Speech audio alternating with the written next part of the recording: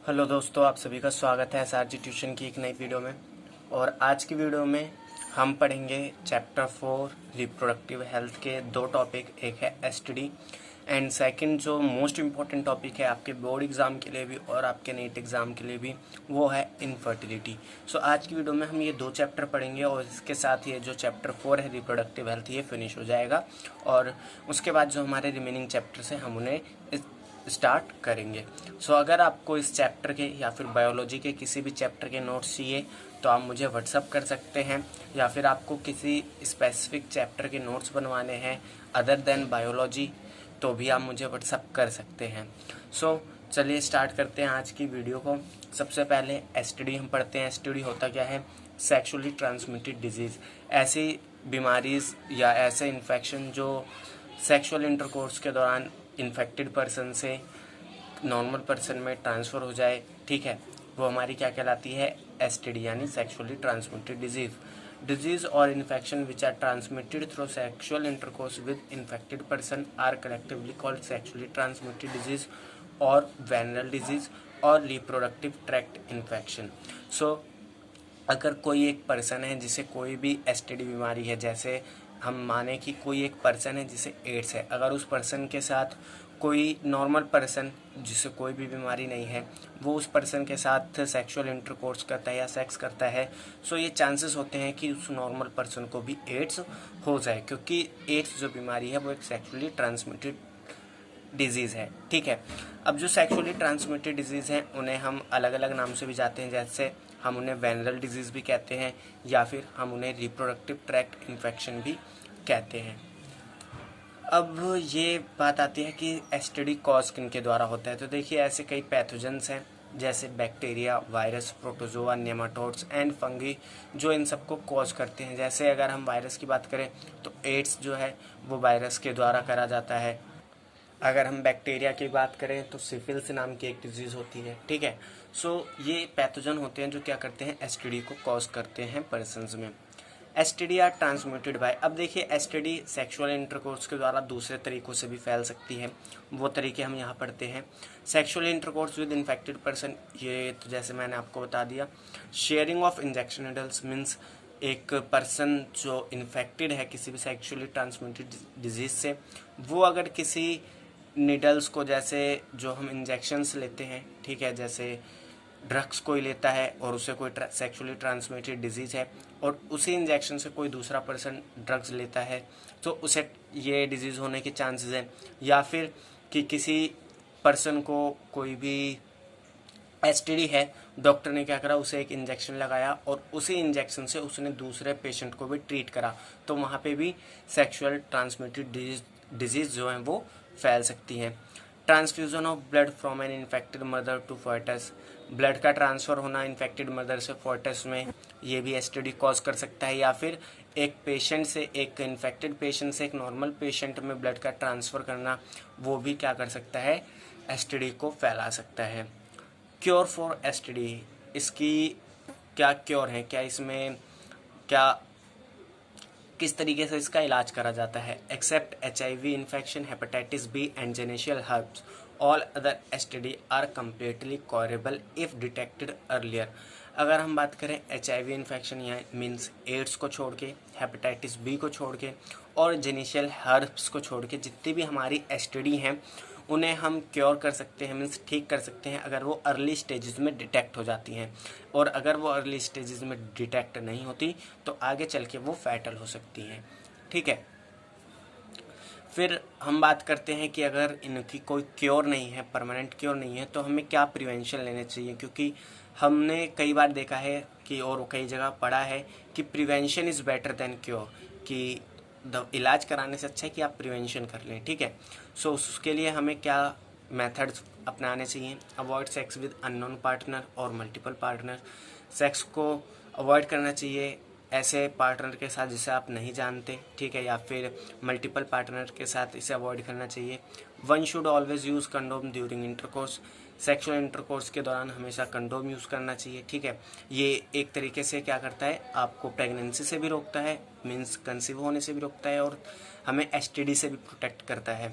In case of doubt go to qualified doctor for early detection and get complete cure. और अगर आपको कोई doubt है तो आप डॉक्टर के पास जाइए, वहाँ पे आप अपना डायग्नोसिस कराइए, और अगर आपको कोई बीमारी है तो उसे इलाज करके ठीक कर दिया जाएगा। ठीक है, अब हम बात करते हैं एग्जाम्पल्स की। गोनेरिया, सिफिल्स जो एक बैक्टीरिया के द्वारा होती है। ठीक है, जेनिशियल हब्स, जेनिशियल वॉट, trichomoniasis, AIDS, hepatitis B. So ये कुछ डिजीज़ के नाम हैं जो एसटीडी है, मीन्स सेक्सुअली ट्रांसमिटेड डिजीज़ है।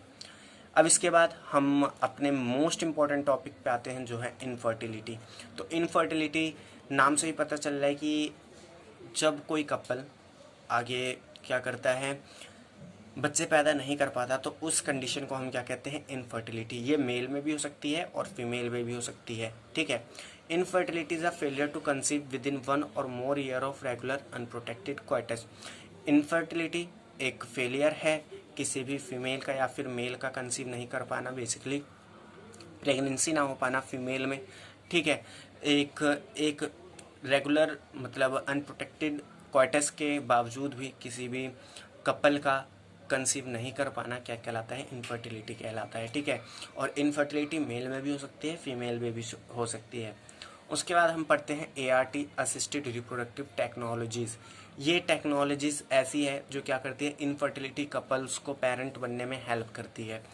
Some important technique are as follow. इसकी कुछ इंपॉर्टेंट टेक्निक्स है जैसे test tube baby programme, artificial insemination, gamete intrafallopian transfer and intracytoplasmic sperm injection.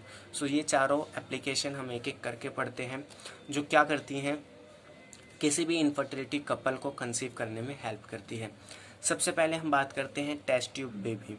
तो टेस्ट ट्यूब बेबी का इस्तेमाल हम तब करते हैं जब या तो एक जो मेल है या जो फीमेल है वो गैमेट का प्रोडक्शन नहीं कर पा रहे हों, या फिर उनके जो गैमेट हैं वो सही तरीके से एक दूसरे के पास ट्रांसफ़र नहीं हो पा रहे और फर्टिलाइजेशन नहीं हो पा रहा। ठीक है, तो उन कंडीशन में हम टेस्ट ट्यूब बेबी का इस्तेमाल करते हैं।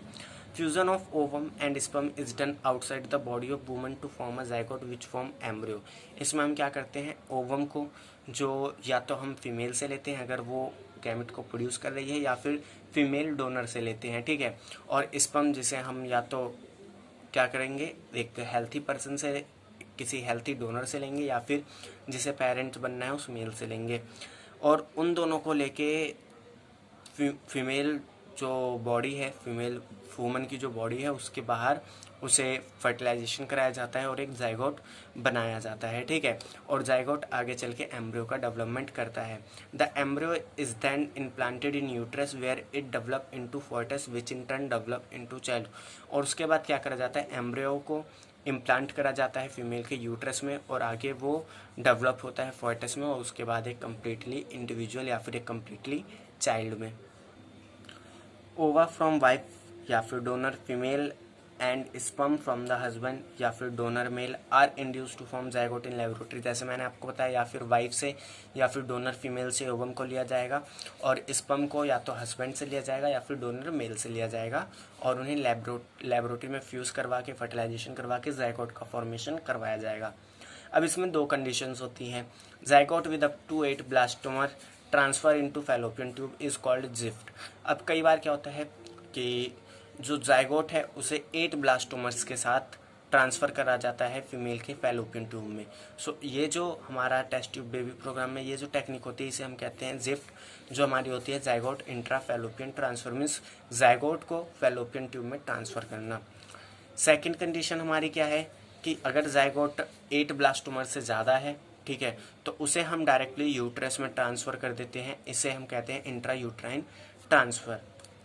Success rate is less than 20%, और इसका जो सक्सेस रेट है मीन्स 100 पेरेंट्स में से 20% पेरेंट्स जो हैं वो इस टेक्निक के द्वारा पेरेंट बन जाते हैं। ठीक है, उसके बाद हम बात करते हैं आर्टिफिशियल इंसेमिनेशन की। In artificial insemination technique the sperm collected either from husband और a healthy donor are artificially introduce either into vagina और into uterus.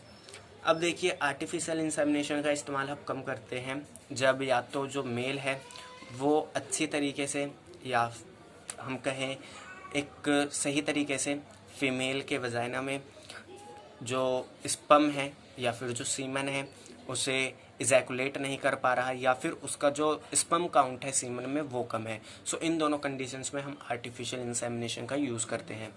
In artificial insemination technique the sperm collected either from husband और a healthy donor are artificially introduce either into vagina और into uterus में, उसे vagina में या फिर uterus में artificially transfer किया जाता है मेल हस्बैंड या फिर मेल डोनर से लेके। Done in infertility case either due to inability of men partner to copulate, means इसे तब यूज़ करा जाता है जब या तो मेल पार्टनर कॉपुलेट नहीं कर पा रहा फीमेल के साथ, या फिर उसका जो स्पर्म काउंट है सीमन में वो कम है। इसके बाद हम आते हैं हमारी नेक्स्ट टेक्निक पे, जिसका नाम है गैमेट इंट्राफैलोपियन ट्रांसफ़र। तो इसके नाम से ही पता चल रहा है कि यहाँ पे जो गैमेट है उसका ट्रांसफ़र होगा फैलोपियन ट्यूब में।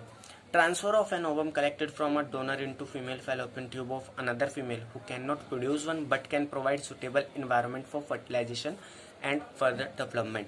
सो देखिए, इस टेक्निक का इस्तेमाल हम तब करते हैं जब कोई जो फीमेल है वो ओवम को या फिर जो फीमेल गैमेट है उसे प्रोड्यूस नहीं कर पा रही, लेकिन उसका जो यूट्रस है वो एक सुटेबल इन्वायरमेंट प्रोवाइड करता है फर्टिलाइजेशन के लिए, ठीक है, या फिर जो एम्ब्रियो बनता है उसके फर्दर डेवलपमेंट के लिए सुटेबल इन्वायरमेंट प्रोवाइड कर सकता है। तो इस कंडीशन में हम गैमेट इंट्राफैलोपियन ट्रांसफ़र यानी गिफ्ट का इस्तेमाल करते हैं। इसमें क्या होता है कि हम ओवम या फिर फीमेल गैमेट को कलेक्ट करते हैं डोनर फीमेल से, ठीक है, और उसे क्या करते हैं, एक दूसरी फीमेल मीन्स वो फीमेल जो गैमेट को प्रोड्यूस नहीं कर पा रही, ठीक है, उसमें उसके फैलोपियन ट्यूब में इंट्रोड्यूस करते हैं, ठीक है, और उसके बाद वहाँ पे जब उसमें हम क्या करते हैं, फिर जो मेल वहाँ पे अपने स्पर्म को इजैकुलेट करता है और वहाँ पे फर्टिलाइजेशन होता है और वो आगे कंसीव कपल कर पाते हैं, ठीक है।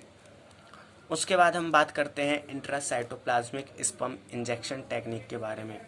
First, sperm are obtain through ejaculation. इसमें क्या होता है, स्पर्म को कलेक्ट करा जाता है मेल के इजैकुलेशन के थ्रू। Sperm is directly injected into cytoplasm of an oocyte by micropuncture of zona pellucida. इसमें क्या होता है, जब कई केसेस में जो मेल है उसका जो स्पर्म काउंट है सीमन में वो बहुत कम होता है, जिसकी वजह से या तो ज़्यादातर एग तक पहुँचते पहुँचते ही मर जाते हैं, या फिर उनका जो स्पर्म होता है वो डिफेक्टिव होता है, ठीक है, मीन्स वो जो फीमेल गैमेट है मीन्स जो ओवम है उसे सही से पेनिट्रेट कर पा के उसके साइटोप्लाज्म में एंट्री नहीं ले पाता। तो इस कंडीशन में हम इसका यूज़ करते हैं, और इसमें हम क्या करते हैं, स्पर्म को डायरेक्टली इंजेक्ट करते हैं oocyte के साइटोप्लाज्म में। किस तरीके से, जोना पेलुसिडिया को पंचर करके, मीन्स उसे थोड़ा एक प्लेस से तोड़ के वहाँ से स्पर्म को डायरेक्टली इंजेक्ट कर दिया जाता है oocyte के साइटोप्लाज्म में। Fertilisation rate is 60 to 70%। इसमें जो फर्टिलाइजेशन रेट है वो 60 से 70% का है। Pregnancy rate is 20 to 40%। और जो प्रेगनेंसी रेट है कि फर्टिलाइजेशन के बाद अच्छी तरीके से सब प्रोसीजर हो और एक जो चिल्ड्रन हो पैदा हो, तो वो प्रेगनेंसी रेट क्या है, 20 to 40%। उसके बाद एक चीज़ आती है सैरोगेट मदर। सैरोगेट मदर क्या होती है, developing embryo is implanted in uterus of another female who take place of real mother to nurse the embryo is called surrogate mother. अब देखिए, सैरोगेट मदर टेक्निक का यूज़ हम तब करते हैं जब क्या हो कि जो फीमेल है वो गैमेट तो प्रोड्यूस कर पा रही है लेकिन एक सुटेबल इन्वायरमेंट नहीं दे पा रही गैमेट मीन्स एम्ब्रियो के डेवलपमेंट के लिए, ठीक है, या फिर फॉयटस के डेवलपमेंट के लिए। तो उस केस में हम क्या करते हैं, सैरोगेट मदर का इस्तेमाल करते हैं। इसमें हम क्या करते हैं, डेवलपिंग एम्ब्रियो को सबसे पहले जो मदर है उसमें से कैरिड आउट करते हैं और उसके बाद उसे एक दूसरी फीमेल में इम्प्लांट करते हैं जो उस एम्ब्रियो का अच्छी तरीके से ख्याल रखे, और वो मदर जो उस एम्ब्रियो का अच्छी तरीके से ख्याल रखती है उसे हम कहते हैं सैरोगेट मदर। और ये जो टेक्निक है सैरोगेट मदर वाली, इसे ज़्यादातर एनिमल में यूज़ करा जाता है।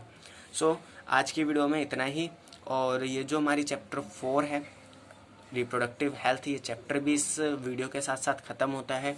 सो अगर आपको वीडियो अच्छी लगी और इन दोनों टॉपिक में आपको कुछ समझ आया हो तो प्लीज़ इस वीडियो को लाइक करना, ज़्यादा से ज़्यादा कमेंट करना और अपने दोस्तों के साथ शेयर करना। और अगर आप नीट की प्रिपरेशन कर रहे हैं तो आप मुझे इंस्टाग्राम पे भी फॉलो कर सकते हैं, वहाँ पे मैं डेली एमसीक्यूज कुछ आपसे पूछता रहता हूँ, ठीक है, ताकि आपकी जो रिवीजन है वो भी साथ ही साथ चलती रहे। सो मिलते हैं नेक्स्ट वीडियो में, तब तक के लिए आप अपना ख्याल रखिएगा। Thanks for watching.